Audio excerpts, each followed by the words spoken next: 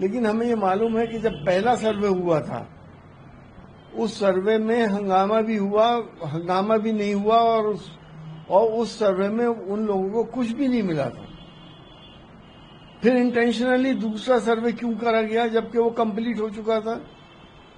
दूसरे सर्वे में बड़ा हंगामा हो गया क्योंकि उस वक्त इंटेंशंस खराब थी। उस हंगामे का नतीजा आपने देखा कि कितना बड़ा अनरेस्ट हुआ, पूरे देश के अंदर हलचल हुई। तो वो लोग जो इस तरह की बातें करते हैं, क्योंकि already place of worship act बना हुआ है, अब कोई वर्शिप प्लेस को चेंज नहीं कर सकता। तो जब ये बना हुआ है, चेंज नहीं कर सकते, तो ये सर्वे के ड्रामे और बाकी चीजें क्यों हो रही हैं? सिर्फ हिंदू मुसलमान करने के लिए या देश के अंदर अनरेस्ट पैदा करने के लिए? ऐसे लोगों को भी सजा मिलनी चाहिए जो ऐसी बेफालतू चीजें बार बार कराते हैं और शांति भंग करने की कोशिश करते हैं। देखिए, देश उस वक्त जंग लड़ रहा था, हम सब, मैं, राहुल गांधी जी समेत सब लोग देश के साथ थे। लेकिन देश वालों को ये मालूम होने का हक है कि हमने क्या खोया और क्या पाया। मुख्तलिफ रिपोर्ट सोशल मीडिया से लोगों को मिलती हैं, इससे और कंफ्यूजन बढ़ जाता है। अब वो सरकार का काम यह है कि वो इस बात को क्लियर करे कि क्या हमारे राइफल सब सेफ हैं, क्या हमारे वाकई जहाज सब सेफ हैं, तो लोगों का भ्रम दूर हो जाए। इसमें क्या बुराई है? विदेश मंत्री जी ये कह रहे हैं कि हमने पाकिस्तान को अटैक करने से पहले आगाह कर दिया।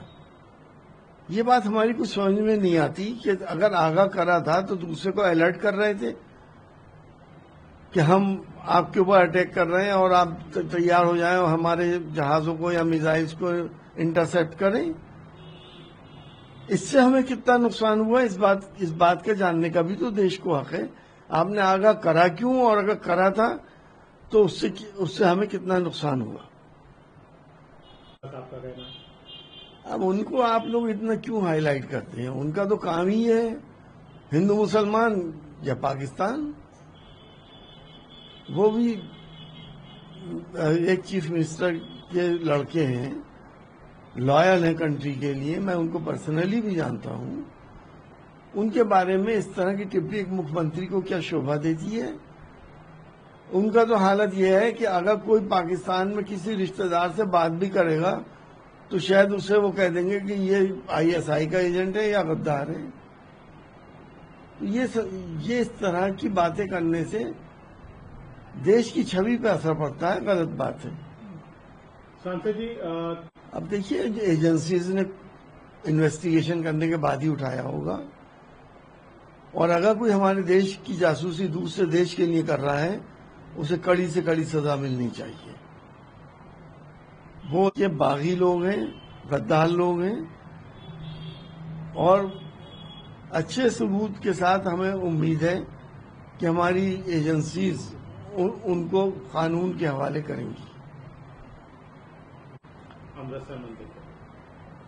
अब ये तो हमें नहीं मालूम कि उन्होंने कहाँ निशाना बनाया था।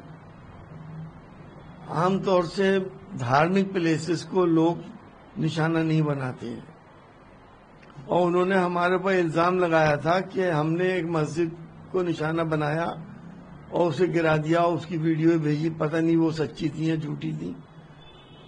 और अगर उन्होंने ऐसा करने की कोशिश की है तो यकीनी तौर पे इन धार्मिक प्लेसों को नुकसान पहुंचाने वालों को ऊपर वाला समझता है और उसकी तरफ से उन्हें नुकसान पहुंचता है, जो आपने खुद देख लिया।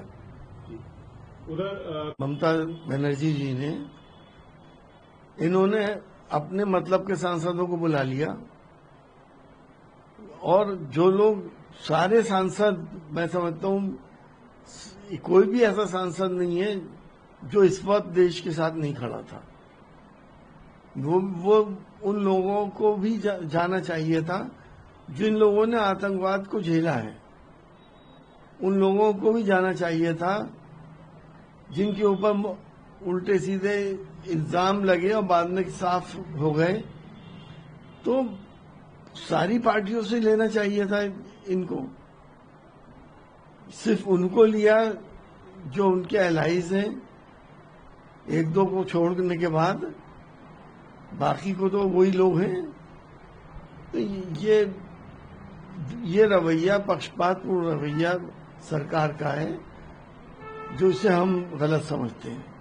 कांग्रेस ने जो नाम दिए थे उनमें से जाना चाहिए था डेलीगेशन में, लेकिन शशि थरूर को लेना एक सियासी घमासान मचवाने के लिए कांग्रेस के अंदर और एक तोड़ पैदा करने के लिए ये काम किया गया है कि शशि थरूर को किस तरह से हम अपने पक्ष में करके और कांग्रेस से तोड़ के भाजपा में शामिल करा दें, ये उसकी कोशिश है। उधर किरण रिजिजू साहब कह रहे हैं देश की तो सारी पार्टियां हैं, उनमें से क्यों नहीं लिए गए? समाजवादी पार्टी में से किसको लिया गया? तीसरे नंबर की पार्टी है।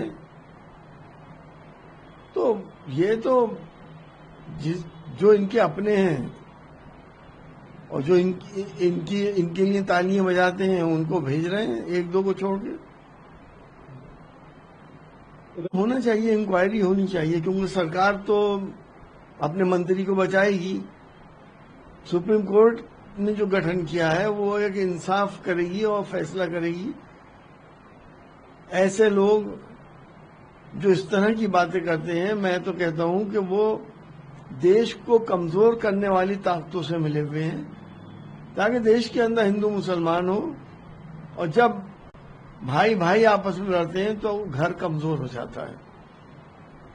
कॉन्स्पिरेसी है, उन्होंने जानबूझकर यह बयान दिया कि इसके ऊपर कंट्रोवर्सी हो और उल्टी सीधी बातें की जाए। उनको यकीनी तौर पर सुप्रीम कोर्ट से हमें उम्मीद है अपने किए की सजा जरूर मिलेगी।